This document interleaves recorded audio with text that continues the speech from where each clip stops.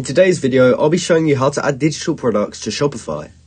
Now, this is a very quick and simple thing to do, so make sure you watch this video all the way to the end so you don't miss any important steps.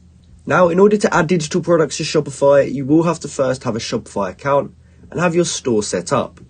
Now, if you don't yet have a Shopify account, I'll include a link in the description, which will actually give you a free trial for 3 days. And then after that trial's run out, you can test out Shopify for an extra 3 months for just $3. So once you have your Shopify store set up, you can just head over to their dashboard. And since we're trying to add a product to our store, we're going to go into the top left corner and just click products. From here, if you've never added a product to your store before, it will look something like this. And in order to add it manually, we can simply click add product. Now the first thing we have to do is actually put in a title. So we just want to put in a title that accurately represents our product. Now for this example product, I'm just going to be selling an ebook. So I'm going to put that in here. Once we've done that, we can move on to the description.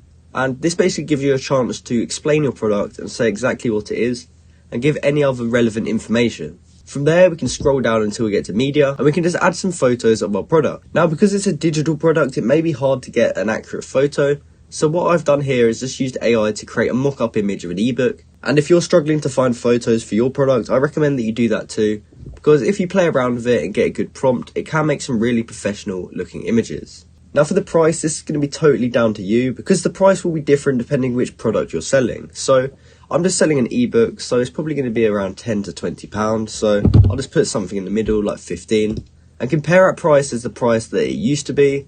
So as you can see in that example there's a strike through of the price it used to be. So we could say this used to be £20, but it's now on discount for 15. From there, the cost per item should be £0 if you have made it yourself. But of course, if it does actually cost you money to produce this digital product, then you can enter that in here. For the inventory, we won't need to track the quantity because there isn't a quantity.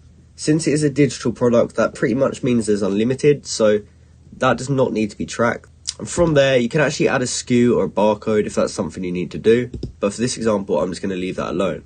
Now, when we get down to shipping, we want to make sure this is unticked. Because it is a digital product, we do not want this ticked. And as you can see here, it means that customers won't have to enter shipping details.